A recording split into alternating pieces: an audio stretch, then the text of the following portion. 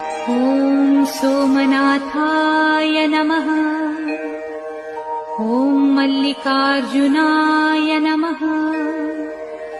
ॐ महाकालेश्वराय नमः। ॐ ओंकारेश्वराय नमः। ॐ वैद्यनाथाय नमः। ॐ भीमशंकराय नमः। ॐ रामेश्वराय नमः। ॐ नागेश्वराय नमः। ॐ विश्वेश्वराय नमः। ॐ त्र्यंबकेश्वराय नमः। ॐ केदारेश्वराय नमः। ॐ भुस्मेश्वराय नमः।